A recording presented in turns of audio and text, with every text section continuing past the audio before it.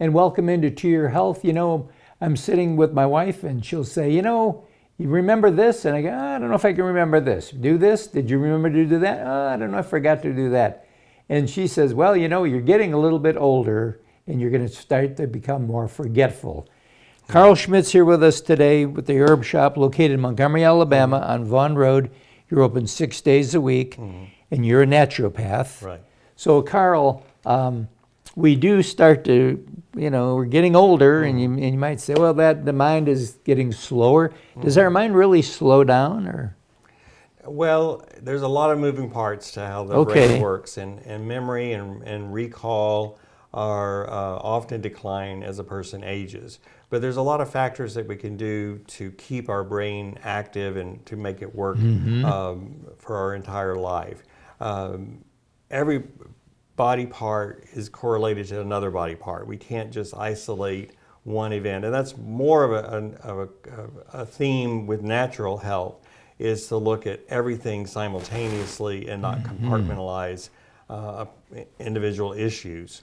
For example, if a person has any breathing problems, maybe they've had asthma at some time in their life, or maybe they've had COVID or something, and their lungs may not be getting enough oxygen. And if the brain doesn't get enough oxygen, then there could be look like mental decline when really the person doesn't have good lung function.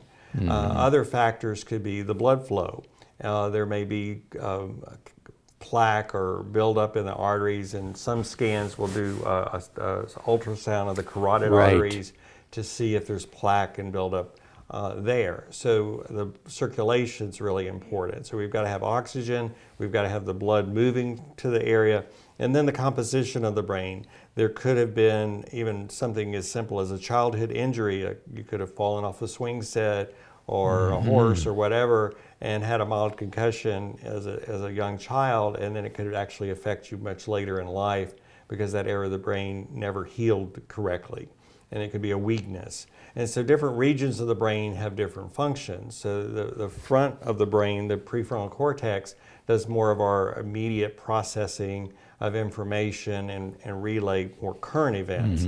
Then deeper in the brain is more the stored memory. So often when people are much older, they're often kind of can remember something that happened 50, 60 years ago, but they can't remember what they had for lunch. So there's different areas of the brain. So the brain needs to be soft and pliable, and it takes certain nutrients. The main nutrient I like to help the brain is called phosphatidylserine or phosphatidylcholine. But these phospholipids help the brain have a softness and pliability to it. And then, of course, things that help essential fatty acids or other part, the brain has to have that softness to it.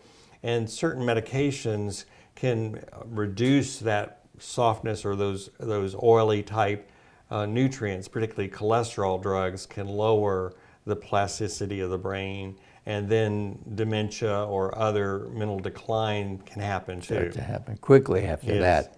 Yeah.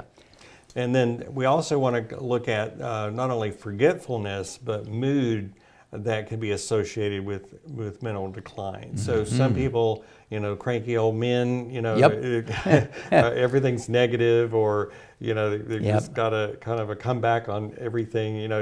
And we get kind of rigid in our thoughts. We don't want to try new things.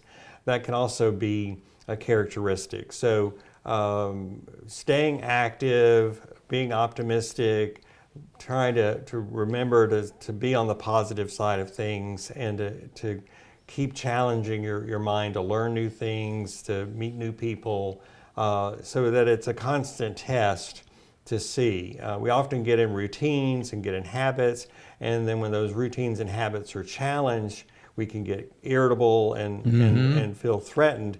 And that's a good warning sign that we haven't been supporting good brain health to the level necessary, and we need to reflect on that.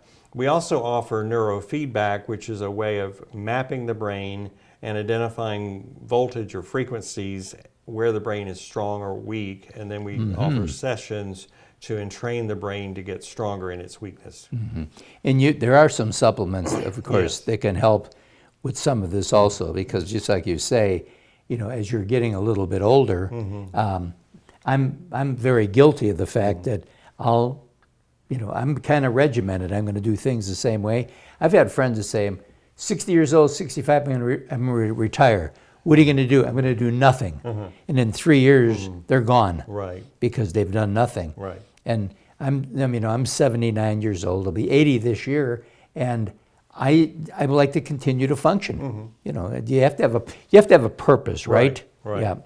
And that's a big part of the brain. Right. You still want to set goals, objectives. You want to plan ahead and recognize that. And so staying active, exercise gets the blood flow, gets the oxygen to the brain. Being too sedentary is going to make the brain decline more quickly. Very good information. And just remember this, your brain is where it all starts. When you wake up in the morning, the brain tells you what's going to happen during the day. It's your idea. Keep it strong and keep it healthy. And we'll be right back right after this.